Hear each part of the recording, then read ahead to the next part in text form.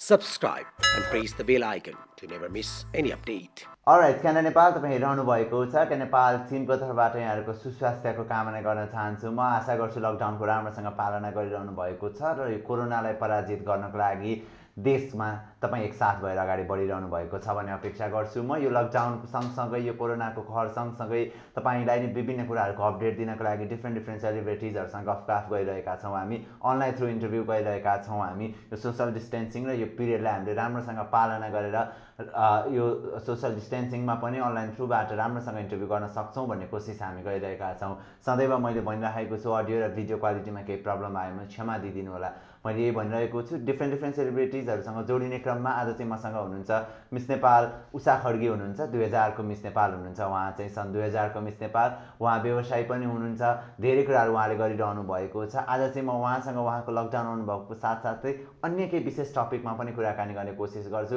आशा गर्न चाहन्छु आजको यो अन्तर्वार्ताबाट तपाईँहरू धेरैजना ऊर्जा मिल्नेछ, तपाईँहरू धेरैजनालाई हौसला मिल्नेछ र जिन्दगीमा हिम्मत पनि मिल्नेछ भन्ने अपेक्षा मैले गरेको छु। श्रृङ्खला कस्तो लाग्छ प्रतिक्रिया दिन नबिर्सिनु होला।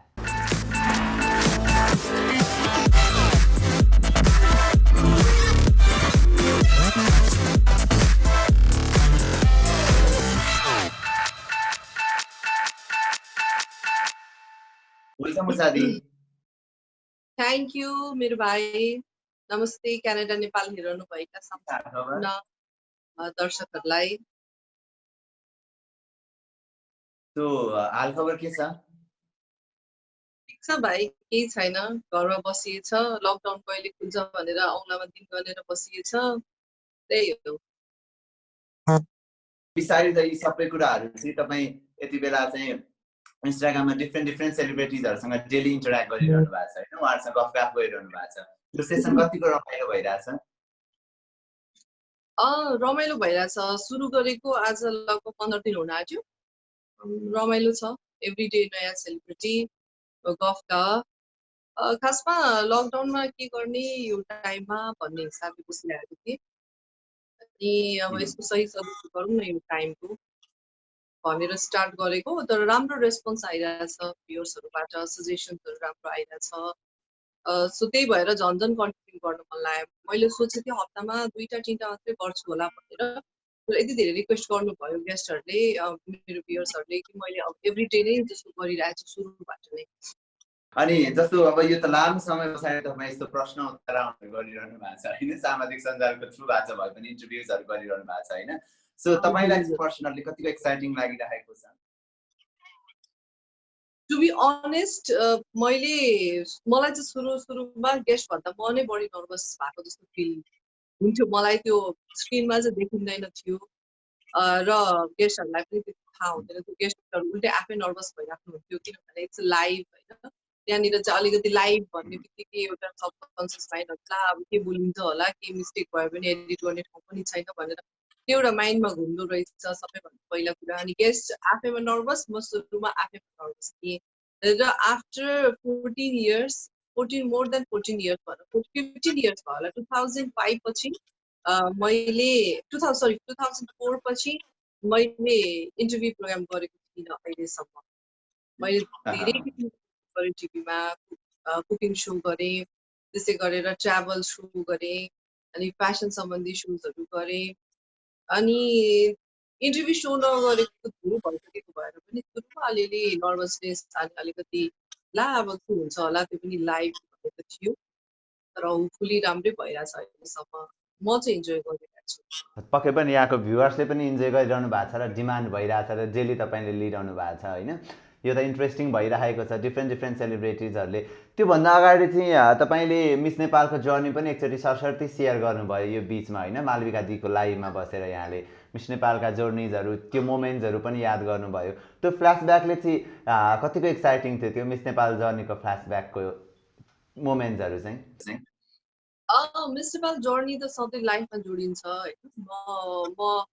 टेलिभिजनबाट स्टार्ट गरेको मान्छे, मिस नेपाल भएँ। त्यसपछि मैले फेसन डिजाइनिङ पनि पढेर आफ्नो एउटा बिजनेस पनि गरेको छु।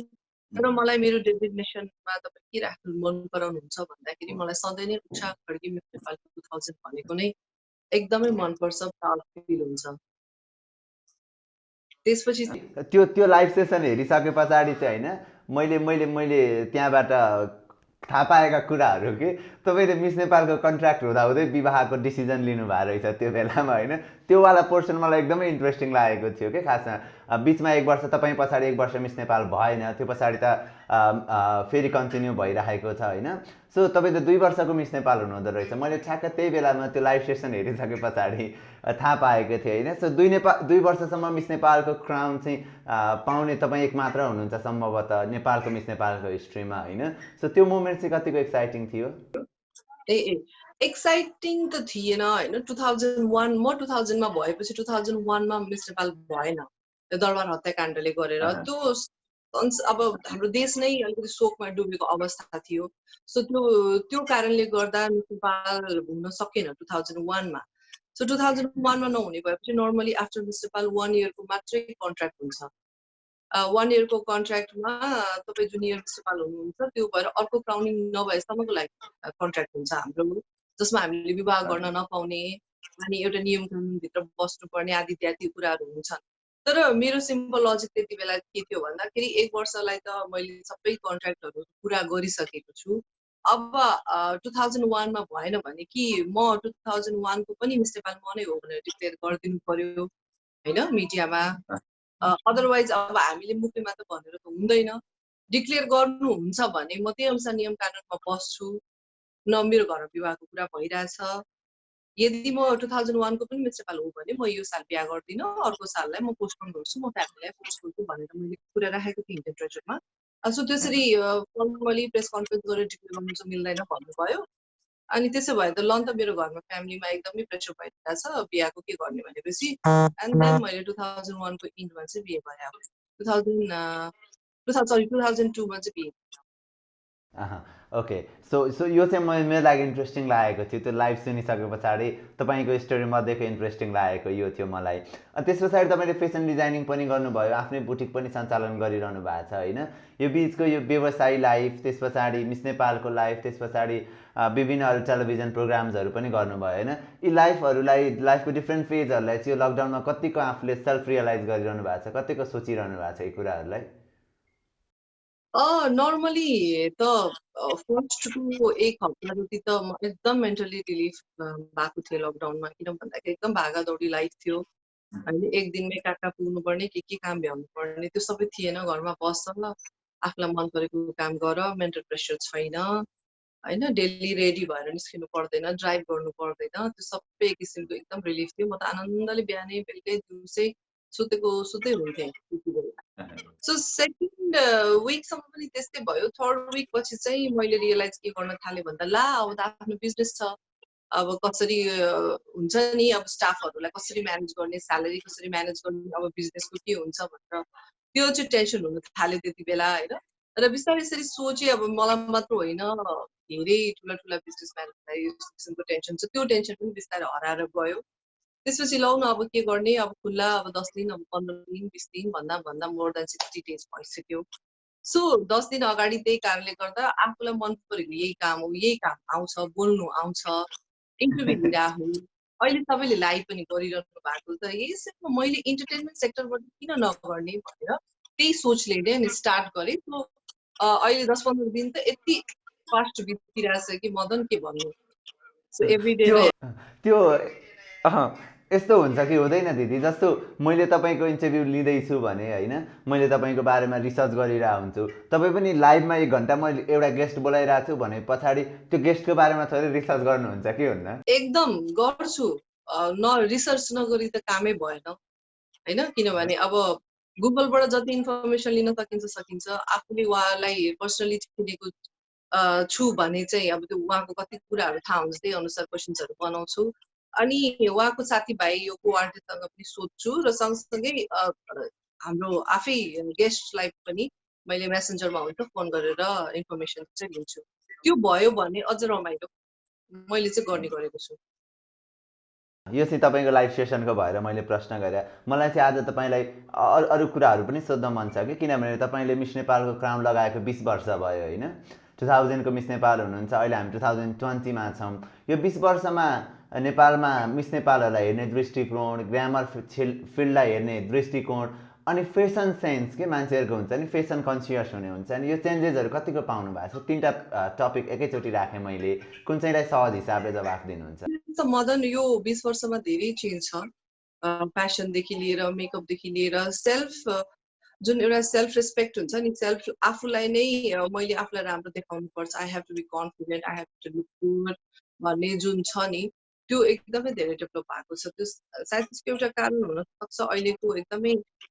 यो सोसियल मिडिया पनि हुनसक्छ युट्युबमा विभिन्न मेकअप भिडियोहरू अनि त्यसपछि ड्रेसिङ स्टाइलहरू कसरी गर्ने त्यसका भिडियोहरू सबैसँग हात हातमा मोबाइल छ सबैले चाहनुभयो भने तुरुन्तै क्लिक गरेर आफ्नो पेस अनुसार हाइट बडी अनुसार कस्तो लाउँदा राम्रो कहाँ जाने के लाउँदा राम्रो सबै त्यो भइसकेको छ जुन हाम्रो समयमा थिएन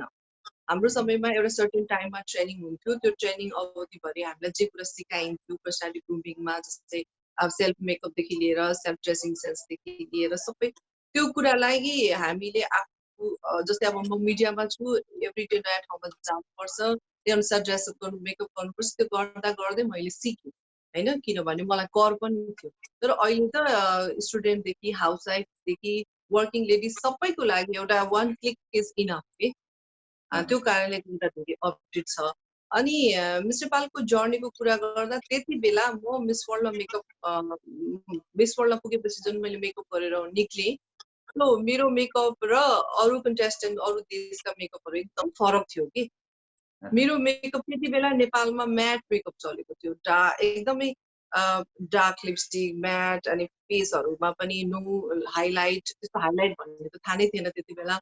एकदम म्याट के एकदम म्यानिक्विन टाइप मेकअप सिकाएर मलाई पठाउनु भएको थियो मैले गएर त्यस्तै गरेँ त्यहाँ पुग्छु हेर्छु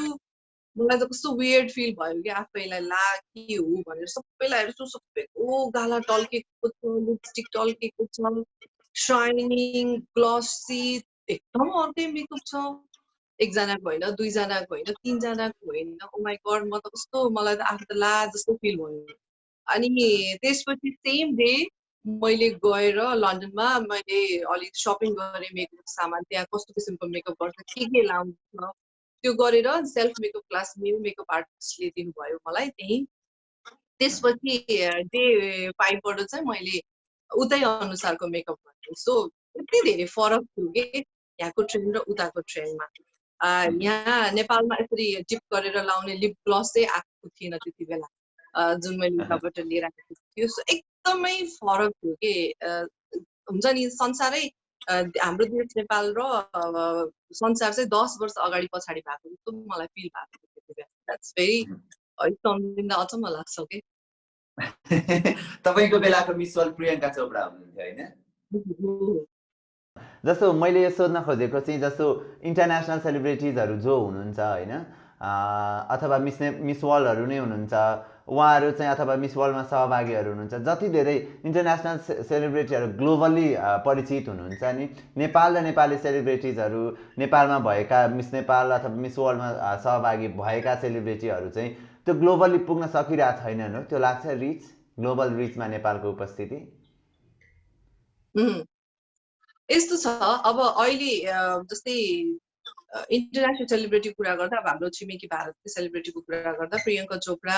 अहिले एकदमै बाहिर अमेरिकन सिरियलहरू गर्ने बाहिर अब बस्ने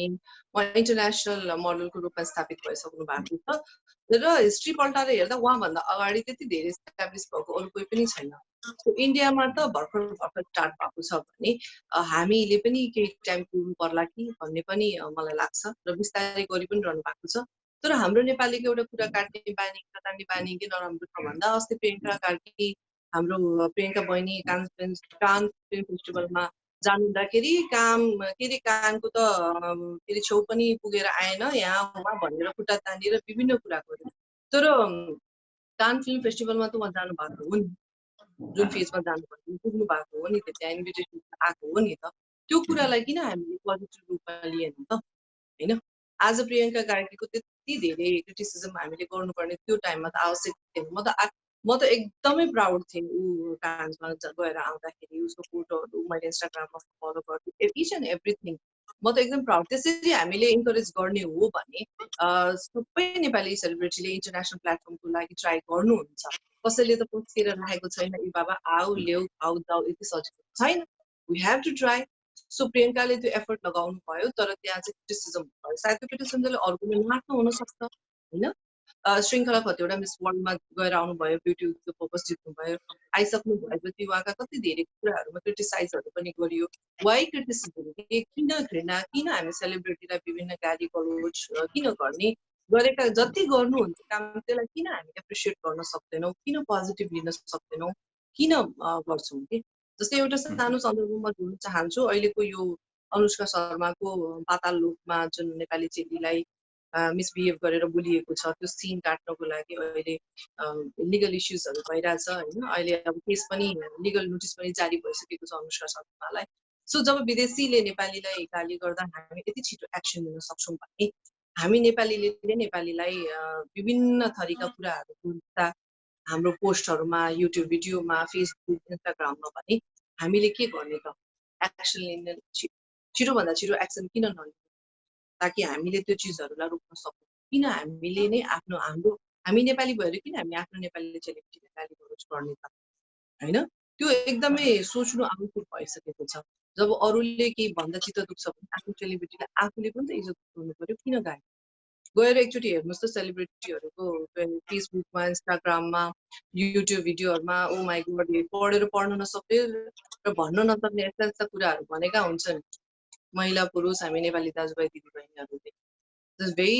एकदमै एकदमै हुन्छ नि एकदमै घृणा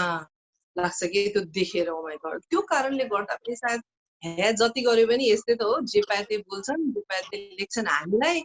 के को लागि गर्ने त जति गरे पनि जोक्स दिँदैनन् भन्ने एउटा फ्रस्ट्रेसन डिप्रेसन एउटा मिडिया कर्मीलाई आउनु या एउटा सेलिब्रिटीलाई आउनु जायज छ कि मतलब कसैको डिभोर्स भइरहेको त्यहाँ पनि मान्छेलाई इस्युज छ त्यहाँ पनि मान्छे जज हुन्छ कोही कसैको बिहे हुँदैछ त्यहाँ पनि जज हुन्छ होइन कोही हेलिकप्टरमा आउँछ बिहेमा त्यहाँ पनि टेन्सन छ ओ माई गड जे गरे पनि किन प्रब्लम छ के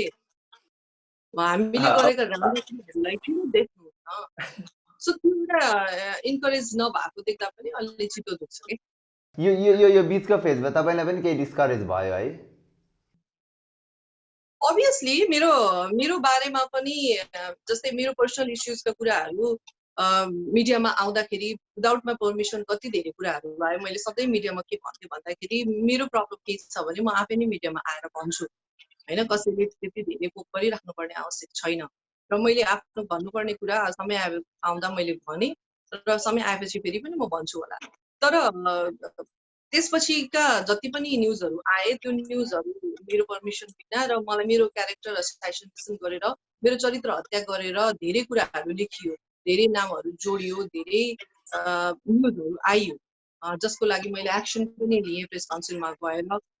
र त्यहाँबाट त्यो एक्सन लिएर पनि के गर्नु इमिडिएट रियाक्सन हुँदैन नि त त्यो जति दिनमा त्यहाँ एक्सन हुन्छ त्यति दिनसम्म त स्प्रेड भइसक्छ नि त न्युज त्यो चाहिँ एकदमै स्याड पार्ट छ कि मोदन भाइ अनि त्यहाँ त्यो न्युजमा अनि एउटाले एउटा गाली लेख्यो भनेर दुनियाँले दुनियाँभरि लेख्नु पर्ने कसैको लाइफलाई जज गरेर त्यो आवश्यकै छैन किनभने मेरो लाइफको कुरा एउटा मच्योर मान्छेको लाइफको डिसिजनको कुरालाई अगाडिको मान्छे जज गर्नु त्यति धेरै मेच्योरिटी हुन्छ जस्तो चाहिँ मलाई लाग्दैन सो एउटाले यसमै एउटा जोड्न मन लागेको चाहिँ मलाई समाचारहरू बन्दा पनि क्वेसन मार्क लागेर समाचारहरू बन्छन् कि जस्तो तपाईँकै पर्सनल लाइफको कुरा भयो भने पनि के डिभोर्स भएको हो भने वाट लागेर प्रश्नहरू समाचारहरू बन्छन् क्वेसन मार्क हुन्छ त्यहाँ तर आम जेनरलाइज रूपमा बुझिरहेको चाहिँ भएकै हो भनेर त्यो हिसाबले लिन्छ र त्यहाँबाट अनेक किसिमका टिका टिप्पणीहरू आउँछन् धेरैले त समाचार पनि नपढिकन टिका टिप्पणीहरू दिनुहुन्छ होइन यो चाँडै रियाक्ट गर्ने हाम्रो बानीले चाहिँ हामी आफै पछाडि परिरहेछौँ जस्तो लाग्छ कि लाग्दैन मलाई चाहिँ कस्तो लाग्छ भन्दाखेरि जसले जसले नराम्रो एकदमै तुच्छ कमेन्ट गर्नुहुन्छ मलाई त लाग्छ मेरो जति टेन्सन थियो या छ त्योभन्दा बढी एकदम त्योभन्दा पनि एकदम एक्सट्रिम लेभलमा उहाँहरूले भोगिरहनु भएको छ के त्यो उहाँहरू त्यो ठाउँबाट निक्लिन नसकेर त्यो फ्रस्ट्रेसन त्यो डिप्रेसन जो मान्छे त्यहाँबाट निक्लिसक्यो या निक्लिन खोजिरहेको छ उहाँमाथि थोपारेर आफ्नो डिप्रेसन निकाल्नुहुन्छ जस्तो लाग्छ कि मलाई सो म मेसेज हेरेर कहाँनिर चाहिँ या त्यो कमेन्टहरू कहाँ चित्त बुझाउँछु भन्दाखेरि मेरो टोटल कमेन्टमा कतिवटा नेगेटिभ र कतिवटा पोजिटिभ आएको छ होइन बहुमतमा पोजिटिभ कमेन्ट हो भने म त्यो आएका 3-4वटा नेगेटिभ कमेन्टलाई पाल पनि दिँदैन र दिएको पनि छैन र कसैले कमेन्ट गरेर मेरो लाइफका डिसिजनहरू चेन्ज पनि हुँदैन द्याट्स भेरी ट्रु र त्यो कमेन्ट गरेका व्यक्तिहरूलाई नामहरू नोट आउट गरेर म राख्छु हेर्छु कि को व्यक्ति हो कि अनि उहाँको बारेमा म सोध्छु कि ओ माई गॉड उहाँहरूको झन् धेरै धेरै धेरै यस्तो दलदलमा हुनुहुन्छ यस्तो टेन्सनमा हुनुहुन्छ उहाँहरू त्यहाँबाट निस्किन नसकेर छटपटाएर होइन बौलाएर त्यो लास्ट लेभलमा पुगेर उहाँले अगाडिको मान्छेमा त्यो डिप्रेसन देख्नुहुन्छ कि त्यो देखिन्छ कि उहाँहरूको फ्रस्ट्रेसन जस्तो त्यो 2 सन्तान हुनुहुन्छ, एक छोरा एक छोरी होइन, एकदमै क्युट हुनुहुन्छ। अझ तपाईँ आज त आउनु भएको छैन, बाबुलाई त झन् यो हामीले लाइभ गऱ्यौँ इन्टरभ्युज गऱ्यौँ भने सँगसँगै आइरहनु पर्छ होइन, फ्रेममा देखिनको लागि यस्तो क्युट हुनुहुन्छ। अहिले आउँछु भन्दै थियो जस्तो उहाँ त सानै हुनुहुन्छ होइन, तर तपाईँको छोरी त कुरा बुझ्ने हुनुभएको छ, यी यस्ता समाचारहरू उहाँले पनि बुझ्ने भइसक्नु भएको छ होइन, त्यो बाल मस्तिष्कमा चाहिँ के असर पर्छ जस्तो लाग्छ तपाईँलाई, तपाईँको विषयलाई आएका गसिपी समाचारहरूले? यस्तो हुँदो रहेछ उसले छोरीले त मलाई देखेको छ घरमा होइन उसले सबै बुझेको छ मेरो कुराहरू उसले त ऊ त झन् प्रत्यक्षदर्शी हो हरेक कुराको मेरो सुख र मेरो दुःखको सो मेरो छोरीको लागि म इम्पोर्टेन्ट छ होइन ऊ किनभने उसले बेस बुझेको छ किन मेरो मामुले यस्ता डिसिजन लिनु भयो र त्यो डिसिजन लिएपछि एज अ सेलिब्रिटी मेरो माका कस्ता कुराहरू बाहिर आउँछन् भनेर ऊ मेन्टली प्रिपेयर छ इभन मेरो फ्यामिली मेम्बर पनि के सो त्यो कारणले गर्दा फ्यामिली आर भेरी नर्मल र मेरो छोरीलाई पनि त्यस्तो खासै त्यस्तो टेन्सन भएको छैन उसलाई स्कुलमा पनि सोधियो त्यस्तो न्युजहरू के हो भने उसले यस हो भन्यो बाँकी न्युजहरू अब त्यसको त आइरहन्छ सेलिब्रिटी त्यो मलाई थाहा भएन भनेर उसले सिट्याकल एकदम मजाले किनभने अभियसली भाइ तपाईँलाई पनि थाहा छ होला हाम्रो सोसाइटीमा श्रीमानले श्रीमती छोड्न लागे भने पनि या श्रीमतीले श्रीमानलाई छोड्न लागे भए तापनि दोष जति सबै श्रीमतीलाई मात्रै आउँछ कि महिलालाई मात्रै आउँछ होइन त्यो कारणले गर्दाखेरि चाहिँ अब त्यो पार्ट भनेको सदियोदेखि चलिआइरहेको हो र हामीले आफ्नो टोलमा छिमेकीमा पनि आफ्नो साथीभाइमा पनि देखिरहेको त्यसले केही नगरी त पक्कै भएन होला नि भनेर भन्छन् र होला गल्ती दुवैको हुन्छ कसैको इच्छा हुँदैन आफ्नो सबै चिजलाई बिगारेर अगाडि बढ्न केही नमिलेको कारणले अगाडि बढ्ने हो सबै सघाउने हो रोक्ने हो एउटा सेफ ल्यान्डिङ गर्ने हो त्यही नै मैले पनि गरे हो जस्तो जस्तो जस्तो यही बिचमा नि मलाई आफूलाई पनि लागेको कुरा किनभने हामी पनि यही फिल्डमा छौँ अब त लामो समय भइसक्यो हामीले पनि बुझेका छौँ यो फिल्डलाई पनि होइन तर हाम्रो सोसाइटीले चाहिँ चाहे त्यो घर झगडा होस् चाहे त्यो सम्बन्ध विच्छेदका कुराहरू हुन् अथवा कुनै कुरा हुन् सदैव दोष जति महिलालाई नै दिन्छन् होइन पुरुष चाहे जति नै बाहिर अरू सम्बन्धहरू राख्नुहोस् त्यसले मतलब राख्दैन तर महिलालाई नै प्रश्न उठाइन्छ सधैँ यो सोचाइको कारण चाहिँ यो सोचाइ बदल्न नसक्नुको कारण चाहिँ के लाग्छ अब यो सोचाइ त बदलिनुपर्छ भाइ होइन अब महिलामाथि दोष आउँछ महिलाको चरित्र हत्या हुन्छ र महिलाले त्यो कुरालाई ह्यान्डल गर्न सक्नुहुन्न या त्यसको प्रत्युत्तर गर्न सक्नुहुन्न प्रतिकार गर्न सक्नुहुन्न र दुनियाँले जे भन्छ तर म मेरो फैसलामा अडिक हुन्छु म अगाडि बढ्छु किनभने मेरो भोगाई मेरो दुखाइ अरूले बुझ्दैन भनेर अगाडि बढ्ने हो भने यस्ता किसिमका जुन सोचहरू छ त्यो आफै हट्दै जान्छ तर तपाईँ यदि ब्याक हुनुभयो भने यस्ता किसिमका जुन सोचहरू छन् जुन महिलालाई खुट्टा तान्ने र महिलामाथि दोष लाउने त्यो झन्झन बढ्छ so we women should be strong and stand for ourselves जस्तो लाग्छ मलाई तपाईँ यत्रो लामो समयदेखि इन्डिपेन्डेन्ट भएको महिलालाई त यो डिसिजन लिनलाई यत्रो समय लाग्यो भने झन् अरू महिलाहरू जो अझ बढी पीडित हुनुहुन्छ अझ बढी प्रताडित हुनुहुन्छ उहाँलाई त्यो डिसिजन नै भारी पर्न सक्छ होइन उहाँहरू त कम्प्रोमाइजमा जिन्दगी जिराख्नु भएको हुनसक्छ जो सेल्फ डिपेन्ड हुनुहुन्न आफूमा इन्डिपेन्डेन्ट हुन तपाईँलाई यत्रो वर्ष लाग्यो भने अरूलाई त झन् यस्ता कुराहरू बुझ्न कति समय लाग्ला मैले अघि पनि भने मदन किनभने घर परिवार आफ्नो फ्यामिली सबै कुरा ब्यालेन्स सबै महिलाले गरेको हुन्छ चाहे त्यो एउटा खेतमा होइन काम गर्ने महिलादेखि लिएर एउटा किसान महिलादेखि लिएर एउटा नर्मल हाउसवाइफदेखि लिएर एउटा साधारण काम गर्नेदेखि लिएर सेलिब्रिटीसम्म महिला हो नि आखिर होइन हामीले आफ्नो शरीरबाट नै आफ्नो सन्तानको जन्म गर्छौँ पालन पोषण गर्छौँ कतिले त मलाई तपाईँले आफ्नो बच्चालाई दुध खुवाउनु भयो र भनेर पनि प्रश्न गर्नुहुन्छ किन म उषा खड्गी हो मैले मेरो बच्चालाई दुधै नखुवाउनु पाउँछु होला त होइन त्यो अचम्मको प्रश्नहरू आउँछ मलाई, त्यो आउनु जायज पनि हो, किन भन्दा सेलिब्रिटी हो, जिउ बिग्रिन्छ, शरीर बिग्रिन्छ भनेर खुवाएन होला भन्ने एउटा दिमागमा होला। तर हामी त महिला हौ, आमा हौ, बच्चा भइसकेपछि मैले पनि दुध खुवाउनुपर्छ,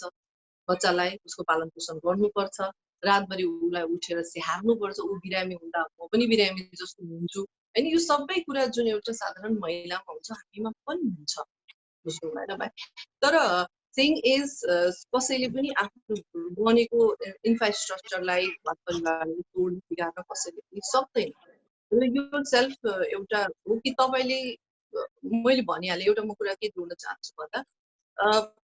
जहिले पनि के लाग्छ भने आज नराम्रो भयो, ल लेट्स सी भोलि त राम्रो होला नि, पर्सि राम्रो होला नि, पर्सि राम्रो होला नि भन्दा भन्दा भन्दा भन्दा दिन बित्दै जान्छ। एउटा आशाको किरण, हामीले त्यो किरणलाई पछ्याउँदै जान्छौँ पछ्याउँदै जान्छौँ पछ्याउँदै जान्छौँ। जब त्यो आशाको किरणको कुनै पनि एन्ड हुँदैन नि भाइ, अनि हामीले चाहिँ ल अब चाहिँ यो भएन,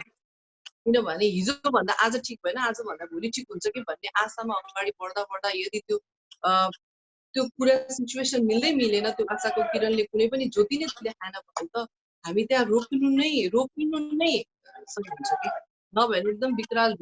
ज्यानै गुमाउनु पर्ने अवस्था पनि आउन सक्छ कि महिलाको या पुरुषको, वाट एभर जे भयो, जो पनि पीडित। आशा गर्नु सबैभन्दा ठुलो कुरा खुसी हो होइन।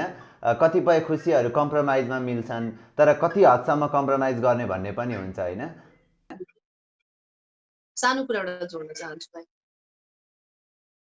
अब यस्तो कुरामा चाहिँ के हुन्छ भने घर झगडा या कुनै पनि झगडा या कुनै पनि मनमुटावमा दोष पक्कै पनि एकजनाको मात्रै हुँदैन होइन, या दुईजनाको मात्रै हुँदैन, या दुईजनाको हुँदैन भन्ने होइन। र जब मैले बाहिर आएर मेरो डिसिजनको कुरा सार्वजनिक गरेँ तब चाहिँ एक पक्षीय कुरा मात्रै भयो, दुई पक्षीय कुरा मात्रै भयो भनेर पिपल आर सो जजमेन्टल के त्यति ल। सो मैले कसैलाई दोष लगाउनको लागि आएको होइन, मैले दोष कसैलाई पनि लगाएको छैन र लगाएको पनि होइन। सिम्पल माई लजिक इज मलाई एकदमै पीडा भएको थियो, मलाई एकदमै गाह्रो भयो, त्यही कारणले गर्दा अब म सबै चिज स्टप गरिराखेको छु भनेर मैले भने हो। अब त्यसलाई सबैले आफ्नो दिमागले सोच्नु भयो र धेरैले मलाई यत्रो 17 वर्ष 18 वर्ष राम्रो हुन्जे चाहिँ राम्रो थियो, अरे अहिले चाहिँ छोड्ने बेलामा लोग्नेलाई दोष लगायो अरे भनेर पनि कति धेरै मलाई आरोप लगायो। तर मैले कसैलाई दोष लगाएको होइन र म अगाडि बढ्दाखेरि मलाई चाहिँ गाह्रो भयो। तपाईँहरूलाई पनि त्यस्तो गाह्रो छ भने यु क्यान स्पिक अप र टेक अ स्ट्यान्ड भन्न मात्रै मैले खोजेँ हो। र मैले आफ्नो लागि त्यो डिसिजन लिँदाखेरि अबको अगाडिको दिनमा म खुसी हुँदिनँ, सुखी हुँदिनँ या मलाई गाह्रो हुन्छ भन्ने चाहिँ पक्कै होइन। अभियसली उहाँको पनि आफ्नो जीवन छ, उहाँको हामी individually we are very good person. उहाँ आफ्नो ठाउँमा ठिक हुन्छ, म आफ्नो ठाउँमा ठिक हुनुहुन्छ, सायद सँगै एउटा राम्रो बाटो निस्किन नसकेको कोसिस दुवैले गरेका थियौँ र हामी इन्डिभिजुअली दुवैजना प्यारलली बराबर आफ्नो ठाउँमा राम्रो काम गरिरहेको छ, आफ्नो ठाउँ बराबर भए तापनि राम्रो हो। सायद हामी सँगै जानलाई जुन कोसिस हामीले गर्यौँ त्यसमा राम्रो अप्स एन्ड डाउन्स थिए, दुःख सुख हामीले सेयर गऱ्यौँ होइन, सबै चिज भयो। तर सायद हामीले त्यो प्यारलली लाने क्रमलाई हामीलाई सफोकेसन भयो कि हामी दुईजनाको धेरै चिजहरूलाई ब्यालेन्स गर्दै गर्दा भएन कि धेरै चिजहरू छन् कि भाइ जो एकदमै भास्ट छ, जसलाई एक्सप्लेन गर्नु गाह्रो छ। आई थिङ्क हाम्रो भ्युअर त रिलेट गर्नु सक्नुहुन्छ यो कुरालाई। त्यो कारणले गर्दा कसैको पनि हुन्न यहाँ होइन, दोष कसैको पनि हुन्न। यो व्यक्तिगत निर्णय हो। प्रेम, विवाह, डिभोर्स भनेको कोसँग जीवन बिताउने, आफ्नो जीवन कसरी बिताउने भनेका सबै कुराहरू व्यक्तिगत डिसिजनहरू हुन्, आफूले लिने हो। तपाईँ पब्लिक फिगर हुनु भएर यसको विषयमा अलिक बेसी चर्चा भयो, त्यति मात्रै हो होइन, त्यो मात्रै भएको, अरू केही पनि होइन। तर मान्छेहरू जजमेन्टल त डेफिनेटली हुन्छन्, त्यस कारण कसले कसरी सोच्यो भन्दा पनि आफू के कुरामा खुसी छु भन्ने कुराले नै सबैभन्दा राम्रो सुख मिल्छ जस्तो लाग्छ मलाई होइन। एउटा यही विषयमा अन्तिम प्रश्न, अनि त्यस पछाडि हामी कुराकानी टुङ्ग्याउनेतिर लागौँला होइन। तपाईँ यसरी अगाडि आउनु भएको छ, तपाईँ समाजको लागि सन्देश दिने वाहक पनि हुनुहुन्छ, किनभने तपाईँ पब्लिक फिगर हो होइन। यी यस्ता विषयहरूमा, सम्बन्धहरूको विषयमा, विवाहहरूको विषयमा, यी विषयमा डिस्कसन गर्नुपर्छ जस्तो लाग्छ कि लाग्दैन यहाँलाई, यहाँहरूको प्लेटफर्मबाट चाहिँ? डिस्कसन भन्नाले कस्तो? विषयमा खुलेर कुरा, किनभने धेरैजनाले आफ्नो डिभोर्सको कुरा गर्न चाहनुहुन्न अथवा आफूले भएको पीडाहरू सेयर गर्न सक्नुभएको हुन्न होइन, यी यस्ता विषयहरूमा चाहिँ यहाँहरूको प्लेटफर्मबाट मिडियामा कुरा गर्ने कि साथीभाइ बुझिनु?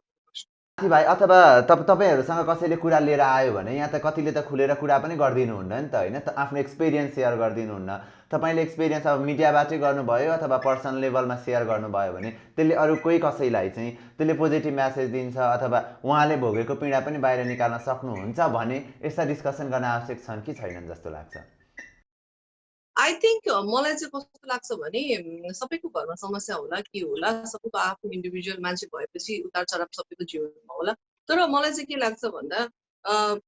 तपाईँले कुन हदसम्म कुरा गर्ने, कस्तो कुरा गर्ने र कतिको लजिकल कुरा गर्ने भन्नेमा पनि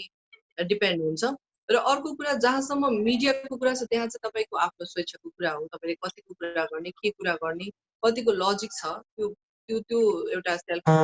डिसिजन हो। जहाँसम्म साथीभाइ र परिवारमा छ त्यहाँ चाहिँ गर्नै पर्छ, द्याट्स भेरी कम्पलसरी जस्तो लाग्छ। तपाईँलाई कुनै पनि किसिमको प्रब्लमहरू भइरहेछ, फेस गरिरहनु भएको छ, केही एकदमै अचम्मको बिहेभ तपाईँसँग भइरहेछ जसलाई तपाईँले ह्यान्डल गर्न सकिरहनु भएको छैन भने चाहिँ please go and talk to your family, your friends, your हुन्छ नि बेस्ट फ्रेन्ड, अझ आफ्नो दिदीबहिनीहरूलाई भन्नु चाहिँ पर्छ। सुरुमा नै हुन्छ, सुरुमा ससानो प्रब्लम हुँदाखेरि पनि नै सल्युसन गर्ने कोसिस गर्नुपर्छ मेरो विचारले। त्यसको विकराल रूप लिनु अगाडि नै हामी चाहिँ सानो कुराहरू भयो भने पनि भोलि ठिक होला नि, यस्तो होला नि भनेर अगाडि बढ्छौँ र त्यो क्रम बढ्दै जाँदाखेरि एउटा ठुलो रूप लिन्छ। त्यो कारणले गर्दा फ्यामिली डिस्कसन चाहिँ अनि साथीभाइको डिस्कसन चाहिँ यो स्टार्टिङ जब प्रब्लम सुरु हुन थाल्छ या प्रब्लम तपाईँलाई फिल हुन थाल्छ त्यति बेला नै एकदमै जरुरी छ गर्नु। हजुर, र पछि यो सकिन आँटिसकेपछि त्यो फ्यामिली यो टपिकमा मैले तपाईँसँग यसरी कुरा गरेँ, यदि तपाईँको मनमा केही चोट पऱ्यो भने क्षमा चाहन्छु म होइन यो विषयमा कुरा गर्दाखेरि। तर तपाईँले यति मजाले कुराहरू सेयर गरिदिनु भयो, धेरै धेरै धन्यवाद। धेरैको प्रश्न थियो होला सायद यो विषयमा तपाईँलाई लिएर, तपाईँकै लाइभमा पनि कतिले प्रश्न गर्नुहुन्थ्यो होला, तर त्यो प्रश्नको जवाफ दिनको लागि उपयुक्त प्लेटफर्म थिएन होला। आज हामीले यही विषयमा कुरा गऱ्यौँ, यो प्लेटफर्मलाई तपाईँले उपयुक्त हुन्छ जस्तो लागेर कति कुराहरू भनिदिनु भयो, त्यसको लागि धेरै धेरै धन्यवाद दिन्छु दिदी म होइन। Thank you so much. यसको लागि चाहिँ अब चाहिँ अन्तिम एउटा प्रश्न, त्यस पछाडि हामी बिदा हौँ। मैले यो तपाईँको आज अन्तर्वार्ता रेकर्ड गर्दै गर्दा 4 बज्न लागेको छ, 4 बजीदेखि तपाईँ लाइभमा जानुपर्छ, तपाईँको आफ्नो छुट्टै सेसन छ होइन। सो मेरो अन्तिम प्रश्न छ अब तपाईँलाई, त्यसपछि हामी बिदा हुन्छौँ होइन। यो लकडाउन, यो कोरोनाको कहर सबै सकिसके पछाडि अब हाम्रो लाइफस्टाइल नर्मल हुनको लागि, जसरी तपाईँ कति धेरै देशका विदेशका ब्युटी पेजेन्टहरूमा जज बन्नको लागि जानुहुन्थ्यो, सिनियर जज बनेर जानुहुन्थ्यो, तपाईँको आफ्नो व्यवसाय छुट्टै थियो, त्यो व्यवसाय ह्यान्डल गरिरहनु भएको थियो, यी सबै कुराहरू अब चाहिँ मिलेर सुरुवात हुनको लागि अब हामीले चाहिँ आफूलाई कसरी सेल्फ इन्करेज गर्ने जस्तो लाग्छ? यो कोरोनाको कहर सकिए पछाडि आफूलाई सेल्फ बिल्डअप के गरेर गर्न सकिन्छ जस्तो लाग्छ? आफूलाई के सुनिन लास्टको सेल्फ बिल्डअप के आफूलाई हुन्छ नि अझ बढी स्ट्रङ बनाएर यो आफू जुन क्षेत्रमा काम गरिरहेका छौँ त्यही फिल्डमा अझ बढी स्ट्रङ भएर आउनको लागि मेन्टल्ली, फिजिकल्ली, इकोनोमिकल्ली होला होइन, हरेक हिसाबले हुन सक्ला हामी स्ट्रङ बन्नुपर्ने। अब झन् हिसाबले के प्लान बनाउनु भएको छ, के सोच्नु भएको छ यहाँले? मैले त्यस्तो एकदमै प्लान एउटा त्यस्तो त केही पनि गरेको छैन। तर हो, पहिला पहिला चाहिँ कस्तो टेन्सन हुन्थ्यो भन्दाखेरि लौ केही भएन भने के गर्ने होला भन्ने चाहिँ हुन्थ्यो। तर त्यो मेन्टल स्ट्रेस एउटा एकदमै स्ट्रङ मेन्टल स्ट्रेसलाई ह्यान्डल गरेर मेन्टली स्ट्रङ बनाउने काम चाहिँ यो लकडाउन अवधिमा भयो। हामी जस्तोमा पनि बाँच्न सक्दो रहेछ, जति पनि स्रोत साधन हामीसँग उपलब्ध छन् त्यसमा हामीले हाँसी खुसी बाँच्न सक्छौँ भन्ने कुरा एउटा रियलाइजेसन भयो। अर्को कुरा यो जुन लकडाउनभरि हामीले एउटा जुन आर्थिक प्रब्लम झेल्नु परिरहेको छ, किनभने सबैसँग स्टकमा पैसा हुँदैन, जे जति सकिने बेला भइसक्यो, भोलि भोक परिलायो भने के गर्ने, कसरी भाडा तिर्ने, कसरी इएमआई तिर्ने, कसरी ब्याङ्कको लोन, त्यो जुन छ नि हामी सबैलाई टेन्सन, त्यो टेन्सन त अब खुलेपछि त झन् धेरै हुन्छ अहिले भन्दा। सो त्यसको लागि त अब जब खुल्छ तब काम गर्दै बिस्तारै तिर्दै जाने, अगाडि बढ्ने। र एउटा कुरा चाहिँ मैले के रियलाइज गरेँ भने यो लकडाउन पिरियडमा हामीले काम गर्नुपर्छ, आर्थिक रूपमा सबल हुनुपर्छ, थोरै बहुत सेभिङ पनि गर्नु पर्दो रहेछ। र अर्को कुरा, जुन हामी एउटा भागा दौडी लछाड पछाड मारापिट, तँलाई काट्ने कि मलाई काट्ने, तँ अगाडि बढ्ने कि म अगाडि बढ्ने, तछाड मछाड थियो, त्यो तछाड मछाड चाहिँ अब कम हुन्छ जस्तो चाहिँ मलाई लाग्छ। I don't know, I might be wrong पनि, यो सायद त्यो तछाड मछाड बढ्ने हो कि त्यो होइन। मैले चाहिँ पोजिटिभ लिँदा चाहिँ ओके मैले मेरो आएको कामलाई मैले एकदमै अनेस्ट भएर काम गर्नुपर्छ र त्यसबाट आएका इन्कमलाई मैले एउटा सेभ गर्नुपर्छ भन्ने पनि भयो र त्यही अनुसार अगाडि बढ्नुपर्छ। एउटा पोजिटिभ रूपमा लिएको छु भाइ मैले। अब खुलिसकेपछि फेरि आफ्नो काममा गइन्छ, आएका कामहरू गरिन्छ होइन, अब नर्मल हुने कोसिस गरिन्छ, फाल्तु खर्चहरू बन्द गर्नुपर्छ, त्यस्तै त्यस्तै कुराहरूको सोच छ। त्यस्तो एकदम ठुलो decision. Thank you so much दिदी। विशेष गरी तपाईँको क्युट बच्चा बच्चीलाई मेरो पनि प्रेम सुनाइदिनु होला, सम्झना माया सुनाइदिनु होला। उहाँलाई समय दिनुभयो, धेरै धेरै धन्यवाद। नमस्ते गर। नमस्ते दादा भन। भाग्यमानी भन्नुपर्छ। भाग्यमानी भयो। मलाई यस्तो क्युट लाग्छ नि बाबु होइन। सो मैले आशीर्वाद त मेरो सदैव हुन्छ तपाईँको सामाजिक सञ्जालमा बाबुको प्रस्तुति हेर्दाखेरि म सधैँ ब्लेसिङ्स दिइरहेको हुन्छु उहाँलाई त। थ्याङ्क यू भन्छ। थ्याङ्क यू मदन दादा भन्छ। Thank you, Modern Dada. Welcome, stay blessed, stay happy. Bye bye. Okay thank you Madan भाइ, bye bye. Okay, thank you so much, Didi. Thank you so much for your time.